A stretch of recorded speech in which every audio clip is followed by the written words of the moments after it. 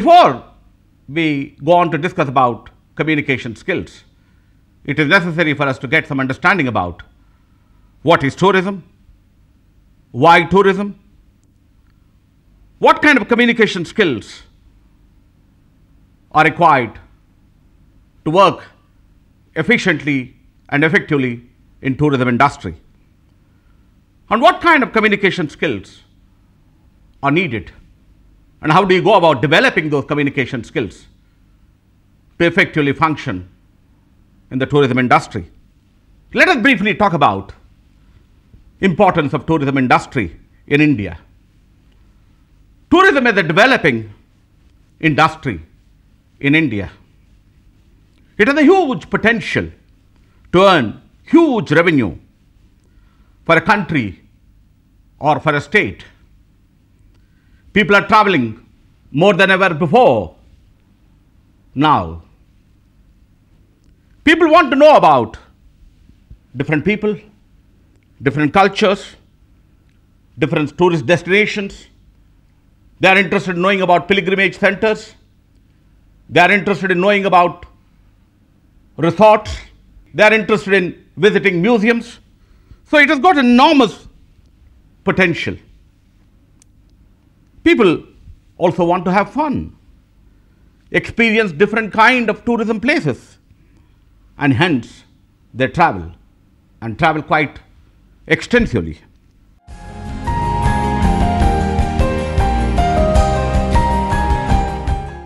Let us try to get to know some understanding about what is the status of Indian tourism today. It is rapidly growing in India. It is now recognized as a major export potential. It is the largest service industry. The World Travel and Tourism Council says India will be one of the major tourist destinations in the world.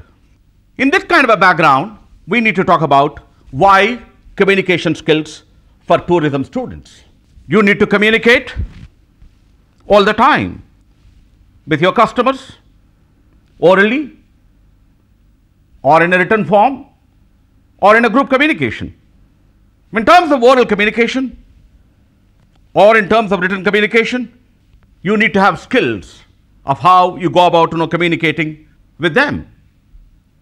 You need to have the ability in terms of sending an email or preparing a program for the tourists. You need to have good oral communication skills. You need to know how to greet people. You need to provide relevant information to the tourists. You need to have the ability to listen carefully so they can understand needs of tourists. You should know how to enter into conversation. You need to have the ability to develop an eye contact. You need to use your body language very effectively for communication purposes. Sometimes you need to communicate in a face-to-face situation. When we are talking about face-to-face situation, we are giving information to the customers. Customers want to know different kinds of information, and you should be well prepared to give that kind of information. You should also have the ability to talk over the telephone. You should have the ability to take a booking over the telephone or give necessary information to the customers. It's also important that you need to develop some written communication skills. Sometimes it is required for you to develop posters or a customer file or an itinerary. So that is where you need to develop different kinds of communication skills. Communication skills are primarily conversational skills, listening skills, presentation skills. You need to have an idea of how you should go about presenting. What makes a good presentation? You should have the ability to groom yourself very well. You should have the ability to give information relating to various kinds of popular tourist destinations. In other words, you should have the ability as a tour commentator. And then you also need to have telephone skills, handling inquiries, complaints, handling difficult and different kinds of customers, maybe Indian, maybe foreign.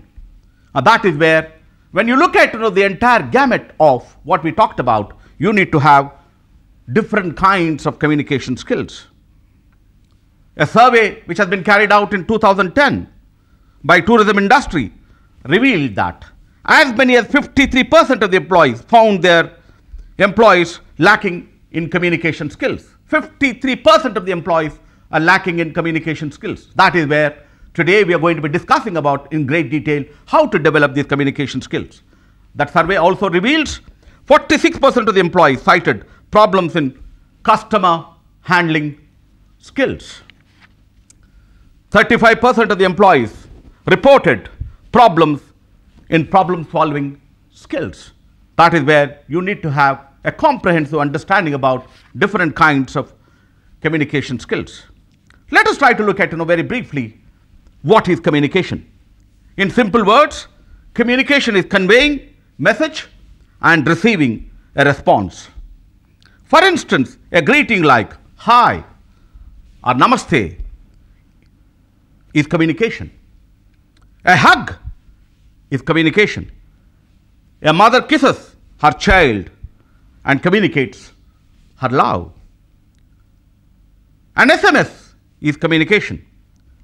A missed call on your mobile phone is also communication. A letter is communication.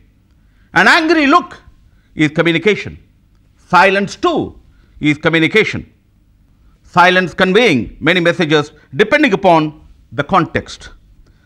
For example, if a child refuses to talk to her parents, he is conveying her unhappiness. If the boss remains silent, when his employees ask for pay increase, if he is silent, which means he is not willing to agree to your request. If in a discussion you remain silent, then you are indicating that you agree with whatever is being discussed. In a discussion, if your neighbor does not speak to you after a small disagreement, it means a rejection. So look at the nature and the connotation of communication.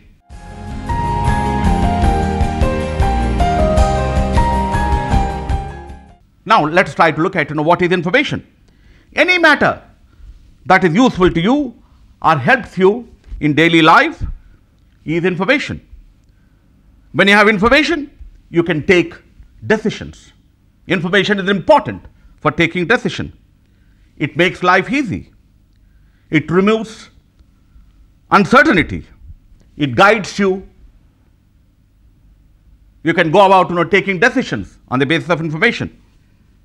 It clears doubts. Newspapers give information. Mass media gives information. Tourist guides give information.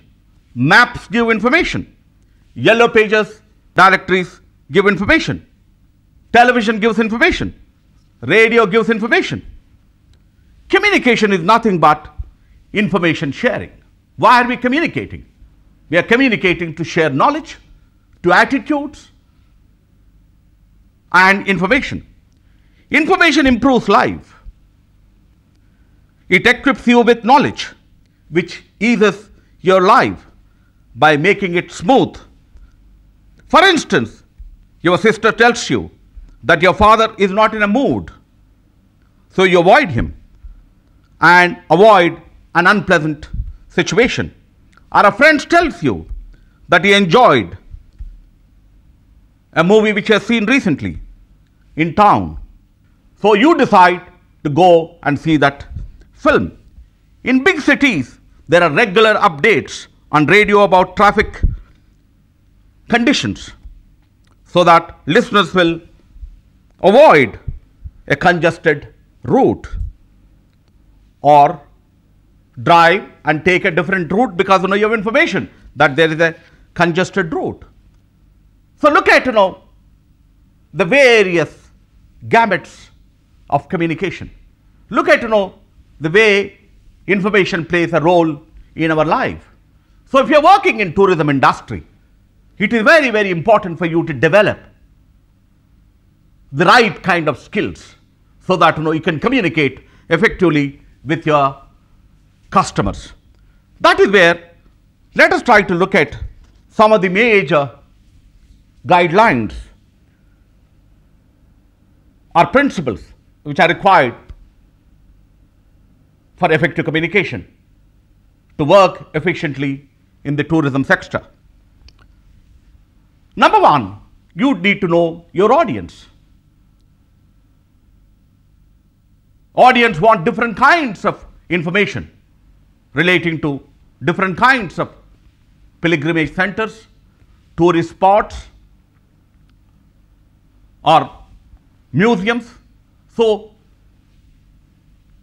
you need to cater to the needs of the audience. You must be in a position to give specific information to your audience. As long as you do not cater to the needs of the audience, that information has no meaning for him. Second, you need to have ideas. What do I mean by ideas? You need to have comprehensive information relating to whatever you want to communicate. If you do not have facts and figures with you, you will not be in a position to communicate. There are different kinds of tourist destinations in India. There are huge temples, very, very important historical places.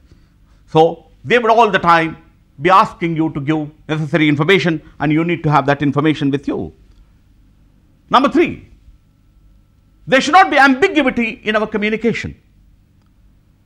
There should not be vagueness in our communication. If you are having vague information, assuming a tourist will ask you information saying that how many kilometers from a particular airport to reach a particular tourist destination, or what kind of hotels which are available there. You need to have information, and you should be in a position to give precise information. That information cannot be vague.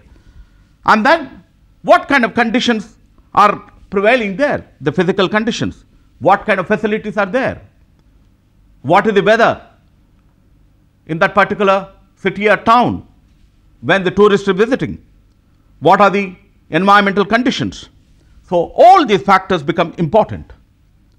Another important factor when we are talking about effective communication, not to talk too much.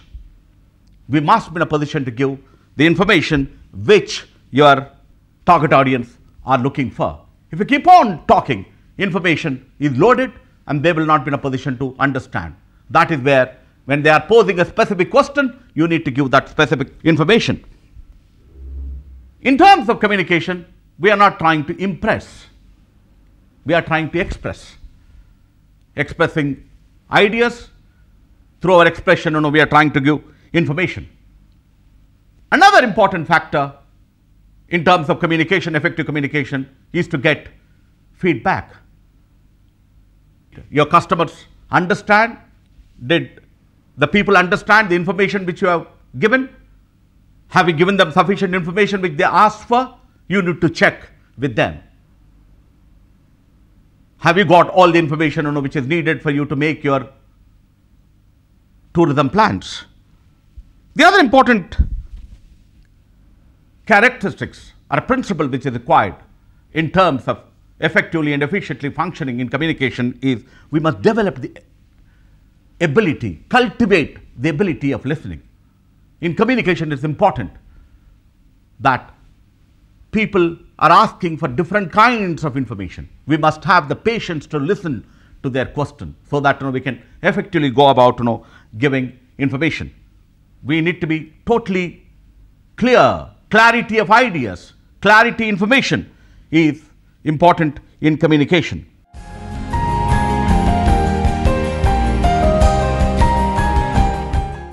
Every communication has got a purpose, and you need to make your communication purpose oriented, goal oriented if you are communicating with certain customers in a group situation. With this kind of a background, Let me try to give you some basic, essential factors which we need to take into consideration when we are communicating with people relating to the tourism industry. Number one, any kind of a communication must be designed and delivered as to gain attention of the receiver.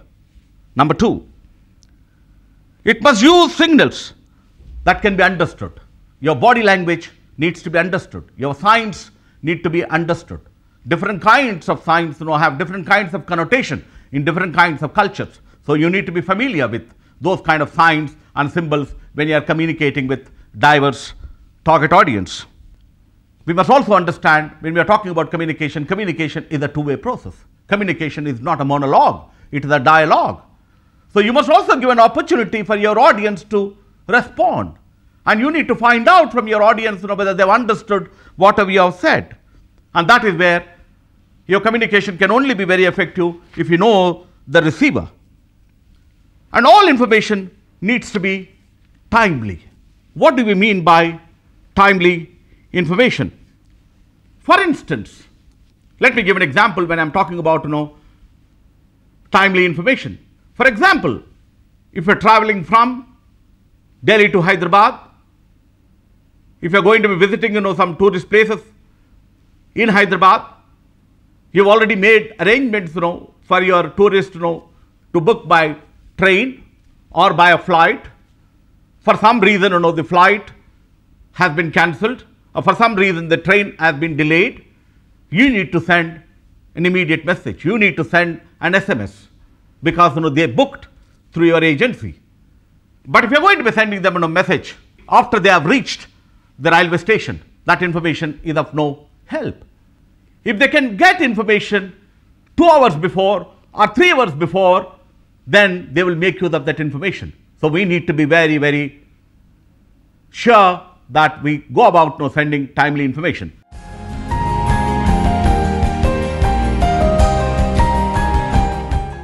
So one of the important things to work efficiently in the tourism industry, you need to have the language ability.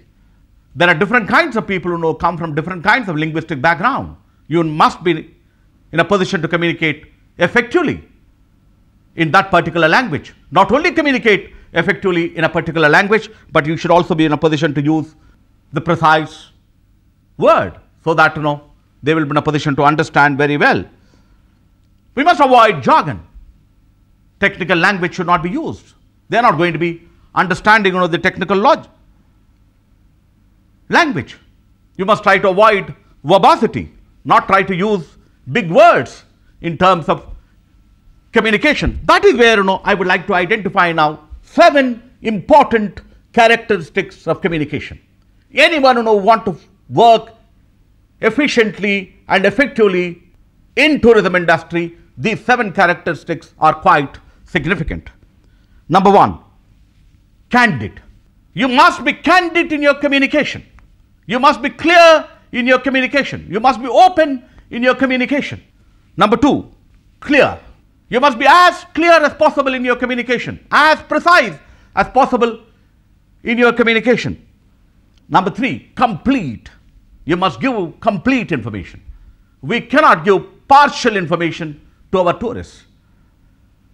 Complete information would mean the pilgrimage center they are visiting, where is it located, what is its history, what is its background, what kind of facilities which are available, what kind of hotels which are available, how to travel, what is the distance from the railway station, how much we need to pay for a taxi. All that information we need to have. Complete information must be given to them. And then number 4, concise. It should be, again, concise would mean that it should be brief. So we cannot go about trying to give more and more information. Whatever information is relating to that tourism spot, the relevant information should be given so that your information can be concise. Number 5, concrete information should be given. Information should be concrete. That's an important factor for effectively communicating. Number 6, very, very important, correct information must be given. we cannot mislead or misguide our tourists by giving incorrect information. We must ensure that we are giving them correct information. We must also understand that we are in the tourism industry business. They must come back to your agency again. That is where you need to ensure that you give them correct information. Number 7, a very important factor. We must be courteous. We must be pleasant. We must maintain certain courtesies when we are communicating with people. So these are the 7 important factors which are very, very important in terms of effective communication. If you can keep these 7 important factors in communication, you will be in a position to communicate very effectively with your customers. In tourism industry, we need to deal with both oral communication and written communication. I hope next time, when you are communicating with someone, you will try to make use of certain ground principles we talked about, we discussed, so that you will make your communication very effective and relevant to your target audience.